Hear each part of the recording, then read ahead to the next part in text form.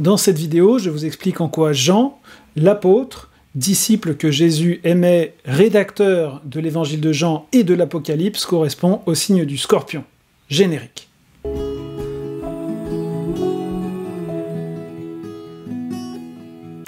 Dans les représentations traditionnelles des 4 évangélistes, on trouve dans les Bibles enluminées et de façon générale dans la tradition chrétienne cette représentation du tétramorphe, c'est-à-dire des 4 animaux saints qui correspondent aux 4 évangélistes. Cette image, vous l'avez sûrement déjà vue, on la trouve aussi dans les églises, les cathédrales, c'est une image tout à fait chrétienne, conventionnelle. Et il se trouve qu'on peut associer les 4 animaux saints des 4 évangélistes à la croix fixe du zodiaque, c'est-à-dire à la croix constituée de l'axe Lion-Verseau d'une part, et de l'axe Taureau-Scorpion d'autre part. Cette correspondance entre le tétramorphe donné depuis très longtemps par les chrétiens et la croix fixe de l'astrologie ne va pas sans quelques questions. Déjà, la principale sera pourquoi est-ce qu'on associe le scorpion à l'aigle ? A priori, ces 2 animaux n'ont pas grand-chose à voir, les constellations elles-mêmes sont assez lointaines l'une de l'autre, l'aigle n'est même pas dans le cercle du zodiaque, il est en dehors, c'est une constellation assez visible, mais elle n'a pas à voir avec le zodiaque. Donc, la question qui se pose est comment est-ce qu'on peut rapprocher, déjà, on verra les 3 autres signes ensuite, comment rapprocher dans ce tétramorphe le scorpion de l'aigle? Eh bien, déjà, ce sont 2 animaux qu'on retrouve souvent ensemble. On retrouve, c'est un symbole américain, l'aigle qui attrape le serpent. On a ça également dans la mythologie hindoue sous la forme du pan, qui est quand même une sorte d'aigle, en tout cas d'animal qui peut être assez combatif, qui attrape le serpent. Ce symbolisme du bien supérieur, divin, représenté par l'aigle qui combat le serpent, finalement, est un peu la même idée qu'on retrouve dans Michael qui combat le dragon de l'Apocalypse. C'est-à-dire d'un guerrier supérieur, ici d'un guerrier ailé, mais qui a des puissantes serres et une puissante vue, qui combat donc le serpent.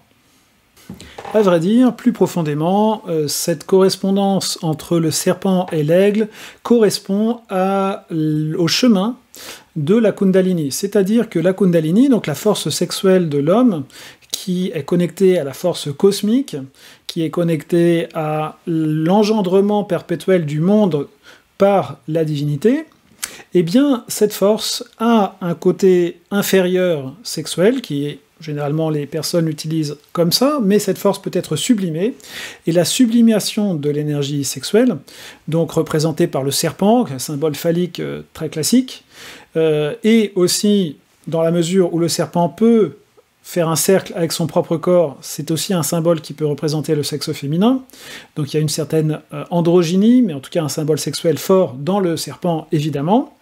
Ce serpent peut être érigé, comme par exemple Moïse qui fait une sorte de totem de serpent dans le désert, et alors le serpent, l'énergie sexuelle, devient une énergie de réalisation spirituelle qui permet d'aller dans les mondes spirituels, qui permet d'ouvrir, disons, les pouvoirs latents de l'homme, c'est-à-dire de voler. C'est le symbole du caducée d'Hermès, où justement les serpents s'entrelacent autour du bâton central qui est la maîtrise, et du coup, eh bien, il peut voler comme Hermès qui pouvait voler. On rapporte que c'est Saint Jérôme, le premier, qui a identifié Saint Jean à un aigle qui prend son essor. Alors c'est vrai que Saint Jean, eh bien, par son élévation, par sa profondeur de vision, a toutes les caractéristiques de l'aigle. On va détailler ça tout à l'heure. Pour revenir sur les 3 autres animaux, qui font partie de ce tétramorphe, un peu rapidement, ce sont des choses classiques et a priori sans discussion nécessaire. On dit que Luc correspond au taureau, c'est l'évangile le plus concret, qui fait par exemple appel le plus à l'humilité, c'est aussi celui qui présente les bergers qui arrivent, c'est aussi Luc en tant que tel un médecin, donc quelqu'un qui s'occupe du corps physique. On a beaucoup d'éléments, on pourrait les détailler plus, mais vous avez l'idée de l'élément terre qui est lié donc au signe fixe du taureau. Ensuite, eh bien, nous avons Marc, qui correspond à l'élément feu et au lion. Quand on prend l'évangile de Marc, effectivement, 3e verset, on a ce prophète qui rugit dans le désert, qui crie dans le désert, et donc évidemment le symbole du lion n'est pas loin. De plus, il nous parle dès l'entrée de Jean-Baptiste.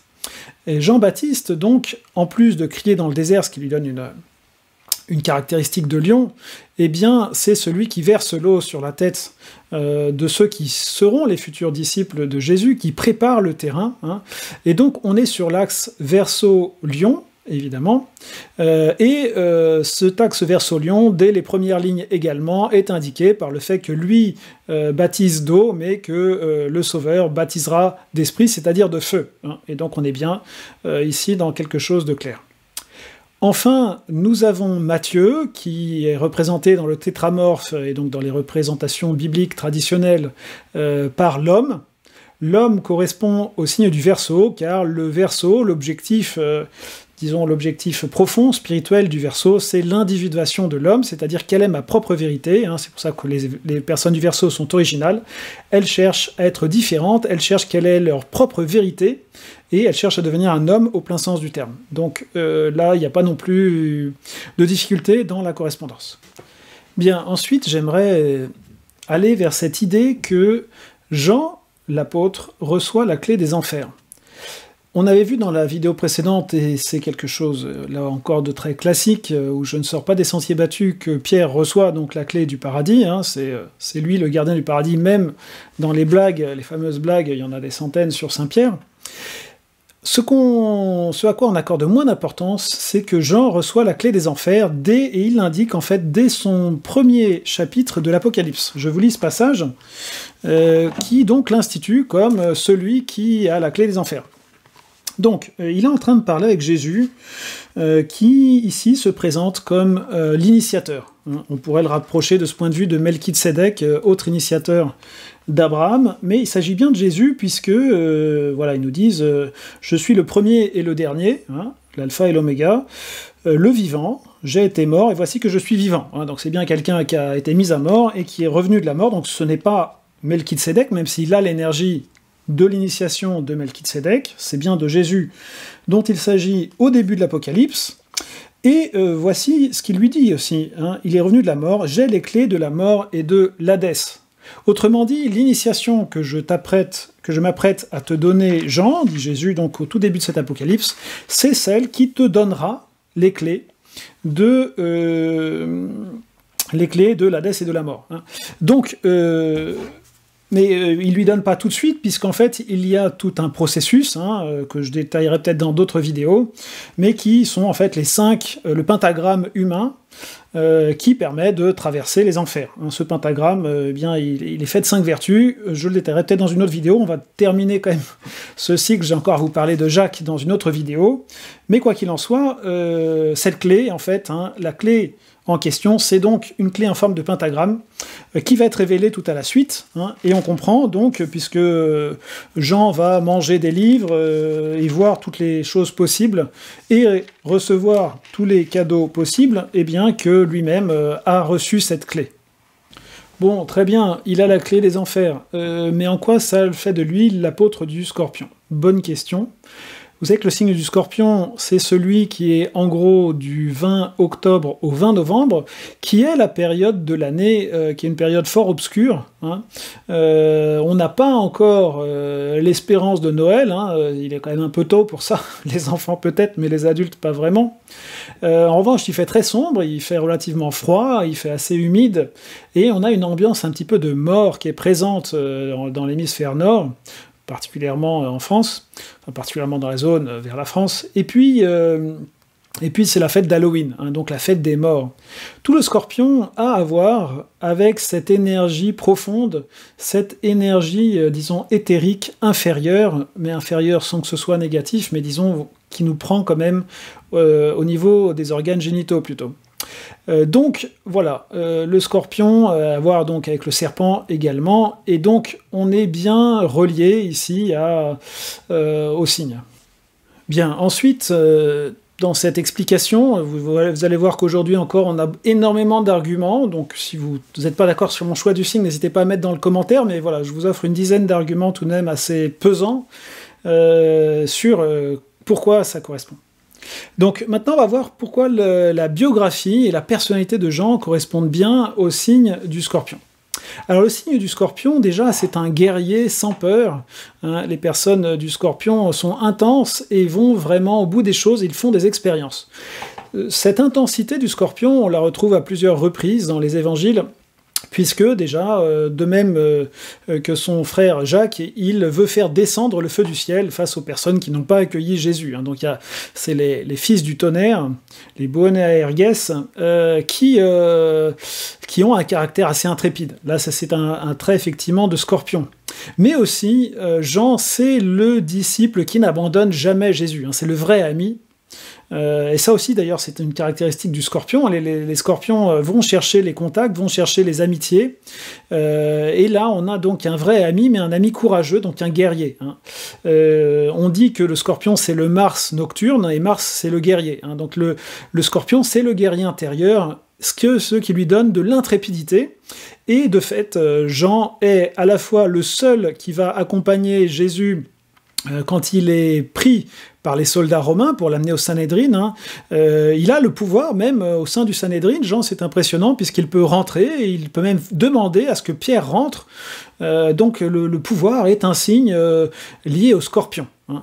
La sphère de la huitième maison en astrologie est liée au pouvoir, que ce soit le pouvoir sexuel, le pouvoir de l'argent, le contrôle aussi éventuellement, hein, sont des attributs du Scorpion. Et là, Jean fait preuve de pouvoir, il peut faire rentrer son ami au sein des saints d'Israël. On ne sait pas comment d'ailleurs, mais c'est le cas. Après, Pierre se défile, hein, je vous en ai parlé dans la vidéo précédente, mais en tout cas, Jean a le pouvoir de le faire rentrer.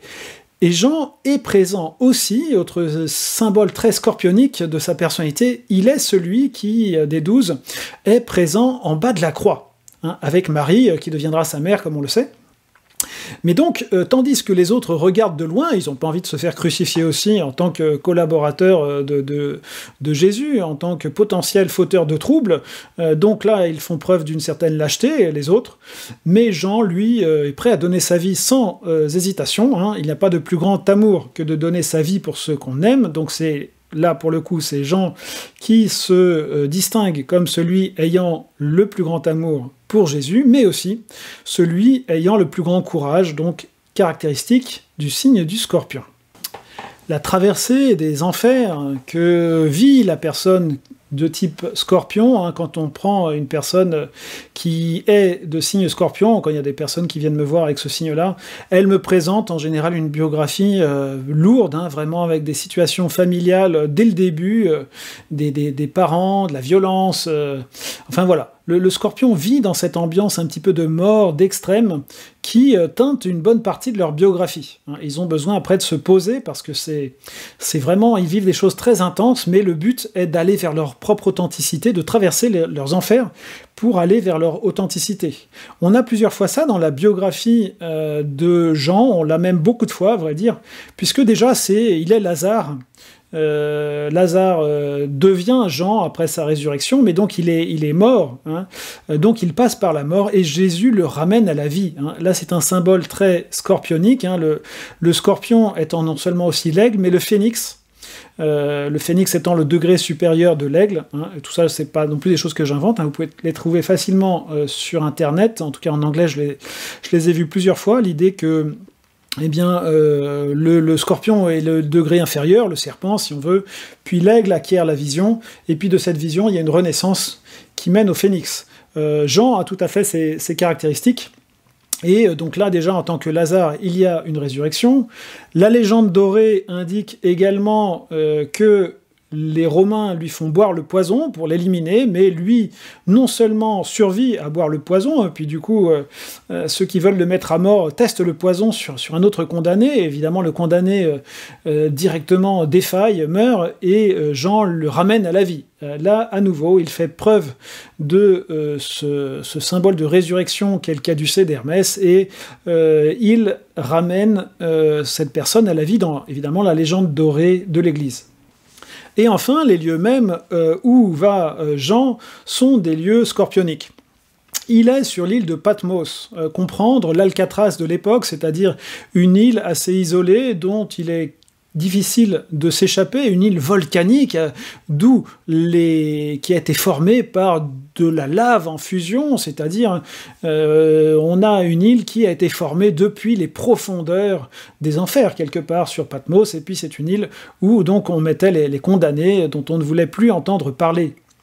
Mais aussi Éphèse. Éphèse est une ville qui a fait partie de l'Empire ottoman, qui a été un port important pendant quelques siècles, mais qui aujourd'hui est plutôt un lieu touristique, mais qui est donc en Turquie qui se trouve être aussi un pays sous l'énergie du Scorpion. Les pays les plus connus qui sont sous l'énergie du Scorpion sont le Japon, vous savez, avec les samouraïs, les kamikazes, toute cette ambiance un petit peu mystérieuse, et quelque part la Turquie en tant que cœur de l'Empire ottoman, qui avait aussi un petit peu ces caractéristiques, vous savez, des mille et une nuits, des intrigues de cour, des recherches spirituelles profondes. Eh bien, cet Empire ottoman a lui aussi des caractéristiques du Scorpion. Dans les aspects sombres du Scorpion, il y a l'aspect destructeur qu'on a par exemple à la toute fin, vraiment in cola venenum, à la fin le venin, et bien à la toute fin de cet empire ottoman, il y a le massacre des Arméniens, le génocide des Arméniens, qui là aussi a une petite coloration de Scorpion dans son aspect inférieur pour le coup. Et voilà, quant à moi, je vous donne rendez-vous pour la prochaine vidéo, qui sera celle sur Saint Jacques, finalement le plus mystérieux des trois, puisqu'autant on a beaucoup d'informations sur Pierre, on a beaucoup d'informations sur Jean, mais Jacques, à part son lieu de pèlerinage qui est Compostelle, qui d'ailleurs indique la grandeur du personnage, on peut se demander si lui aussi a reçu des clés, si lui aussi a fondé une église, parce que Jean a fondé l'église ésotérique, avec les clés qu'il a reçues dans l'initiation de l'Apocalypse, clés de l'église ésotérique qui va donner lieu au mouvement du Rose-Croix, au mouvement de l'anthroposophie, au mouvement de l'ésotérisme chrétien en général. Eh bien, on peut se demander si de la même façon, Jacques, recevra un cadeau spécial, et si oui, lequel? Je vous parle de ça dans la prochaine vidéo. À tout de suite.